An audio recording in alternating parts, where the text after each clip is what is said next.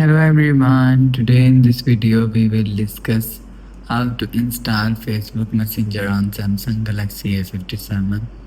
Let's start the video. First of all, go to App Library. Here click on Play Store app.